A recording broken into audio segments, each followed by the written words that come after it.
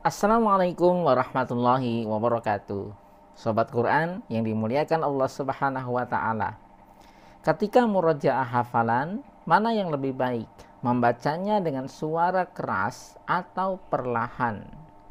Sebagai seorang penghafal Al-Quran, tentunya kita memahami akan kewajiban mengulang-ulang hafalan Al-Quran kita setiap hari, apapun kondisinya, baik sedang luang maupun sibuk, sedang sepi atau ramai, dan seterusnya. Oleh sebab itu, kita juga perlu mengetahui dan mampu menempatkan diri kita. Kapan kita murojaah dengan suara keras, kapan kita murojaah dengan suara perlahan, agar tidak mengganggu sekitar kita, agar murojaah kita bisa berjalan dengan baik. Ketika suasana kita sedang luang atau sedang sepi dan seterusnya, maka murojaah yang paling baik adalah dilakukan dengan suara jelas dan keras. Ini sangat bermanfaat sekali. Yang pertama, tentunya makharijul huruf bisa kita ucapkan secara jelas dan pas. Hukum-hukum tajwid yang lainnya pun bisa kita lafazkan sesuai ketentuannya. Selain itu, yang kedua, manfaat murojaah dengan suara jelas dan keras adalah membantu telinga kita untuk merekam hafalan yang sedang kita lafazkan.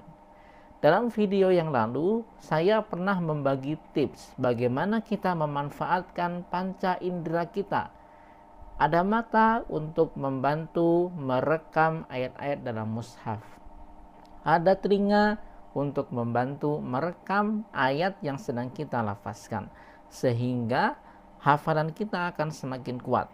Tidak hanya mengandalkan memori, tidak hanya mengandalkan lisan, tapi ada indera-indera yang lainnya yang bisa membantu kita ketika murojaah hafalan.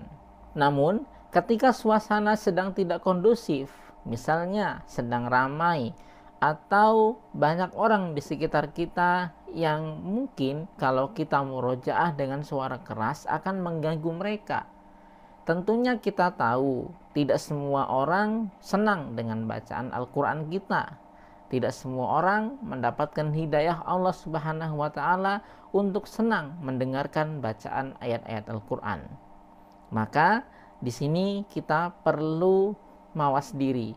Kita murojaah saja dengan suara perlahan. Suara perlahan yang saya maksud di sini adalah tetap mengeluarkan suara namun tidak terlalu keras. Minimal telinga kita mendengar apa yang kita ucapkan atau ayat yang sedang kita baca. Karena kalau tidak ada suara yang keluar sama sekali, makharijul huruf yang kita lafazkan tidak akan bisa diucapkan dengan benar. Hukum-hukum tajwid yang lainnya pun tidak akan kita lafazkan dengan pas. Kesimpulan dari video ini, murojaah hafalan harus tetap kita lakukan apapun kondisinya. Kondusif atau tidak kondusif, sepi atau ramai, dan kita juga harus pandai-pandai menempatkan diri kita.